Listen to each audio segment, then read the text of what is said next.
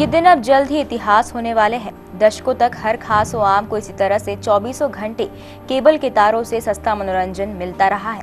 मनोरंजन का ये सबसे सुलभ साधन अभी तो काम कर रहा है, लेकिन कितने दिन और करेगा ये कहा नहीं जा सकता। इसकी वजह केबल मनोरंजन पर लगा भारी भरकम 20% कर है। हमारा बहुत बड़ा दुर्भाग्य है इस देश का कि जो मनोरंजन देते हैं माता बहनों के लिए रामायण महाभारत, बच्चों के लिए गेम्स, कार्टून, जो रात दिन जिनको दिमाग और शरीर दोनों जिससे स्वस्थ रहता है, ऐसे मनोरंजन पे 20% टैक्स और हर साल ही टैक्स कुछ टैक्स बढ़ाए जाते हैं। जबकि दूसरे अपने चांदी सोना के व्यापारी और नमकीन के व्यापारी, दुनिया भर के व्यापारियों को राहत दी। लेकिन ये केबल उद्योग पे तो ऐसे काले बादल छाए हुए कि सरकार को कुछ समझ ही नहीं पड़ रही है। वो इस उद्योग को पूरा समाप्त करना चाहती है। जनता भी भयंकर रूप से इससे परेशान है। और मेरा तो यही आग्रह है सरकार से कि इस तरह का और इस पर तो सब्सिडी देना चाहिए। आज गर्मी की छुट्टियां हैं, बच्चे जब टीवी ऑन करते हैं तब कार्टून नेटवर्क उनका चलता रहता है। अभी जो गेम्स हुए अभी हाल ही के अंदर IPL हुआ है, ऐसा मनोरंजन इतने सस्ते में मनोरंजन कहाँ मिलेगा। अब ऐसे मनोरंजन पे तो टैक्स तो छोड़ो, बिल्कुल सब्सिडी देना चाहिए, उनको सहायता करनी चाहिए। जो सरकार का बिल्कुल हाथ पे काली पट्टी बांध रखी सरकार ने, मैं इसका बहुत सख्त विरोध करता हूँ। मध्य प्रदेश शासन द्वारा जो आम जनता पर 20% जो टैक्स लगाया उसका हम विरोध करते हैं। और जिस प्रकार से शिवराज सिंह मध्य प्रदेश के मुखिया एक तरफ से लड़कियों के मामा बनते हैं और भाई बनते हैं, उन्हीं भाई और भांजियों पर उन्होंने 20% का टैक्स लगा के इन पर एक तरह से भांजियों का के जो नाटक आते हैं हम तो देखते नहीं हैं, भांजी और बहनें ही देखती हैं उनके ऊपर जो टैक्स लगा के महाभारत के जो कंस मामा थे उनसे भी खतरनाक काम किया है। हम इसका विरोध करते हैं। एक तरफ से मध्य प्रदेश सरकार व्यापारियों पर कपड़ों पर वेट हटा सकती है और सोना चांदी पर से वेट कम कर सकती है, तो केबल पे क्यों नहीं कर सकती। 20% का ये कर दरअसल MSO की कमर तोड़कर लोकल नेटवर्क को खत्म करने की साजिश है।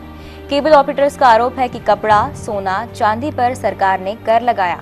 जब इसका विरोध हुआ तो सरकार ने कर वापस ले लिए, जबकि केबल ऑपरेटर्स ने ब्लैक आउट कर अपना विरोध तक जताया, लेकिन सरकार के कान पर जू तक नहीं रेंगी।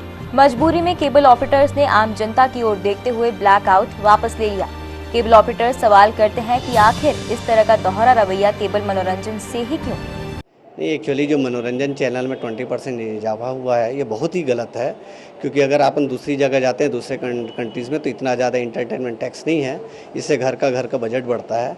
और इसके अलावा अगर अपन डिफरेंस भी देखा जाए डिश टीवी या अपने इसमें केबल में, डिश टीवी में आप लोकल न्यूज़ से अवेयर नहीं हो पाते, जबकि आप इस चैनल केबल नेटवर्क से आप सारी चीज़ में अवेयरनेस होते हैं। लोकल सिटी के बारे में लोकल जानकारी आपको न्यूज़ और चैनल से मिलते हैं। इंटरटेनमेंट इवन आपकी कास्ट कम होती है, क्योंकि जो लोकल चैनल वाले हैं उनमें जो फिल्म का प्रदर्शन करते हैं, जिस चीज़ के लिए आप अगर बाहर जाते हैं मॉल्स वगैरह में तो काफ़ी ज़्यादा बजट आपका बढ़ जाता है।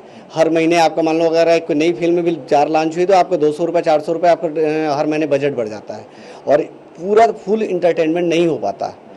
अपना अगर अपन केबल नेटवर्क चलते हैं तो आपको कंप्लीट नेटवर्क मिलता है और एक काफ़ी सस्ते में जो अवेलेबल था आम जनता के लिए, वो महंगाई की मार झेलेगी। हर आदमी का घरेलू बजट जो है आप एक प्रकार से इंक्रीज कर रहे हैं 20 से 22%, जिसकी कटौती अगर वो करता है तो उसको कहीं ना कहीं कंपनसेट करना पड़ेगा और वो कंपनसेशन उसके लिए काफ़ी कॉस्टली हो जाता है। आज मल्टीप्लेक्स में मनोरंजन आम लोगों के बस की बात नहीं है।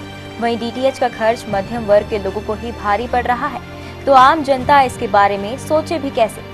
हाल ही में सरकार ने DTH संचालक बड़ी कंपनियों के दबाव में शहर में चल रहे केबल ग्रुप पर शिकंजा कसते हुए गलत आंकड़ों की मदद से करोड़ों का कर बकाया निकालकर सभी के खाते सीज कर दिए हैं। अब स्थिति ऐसी है कि केबल ग्रुप कब बंद हो जाए कहा नहीं जा सकता।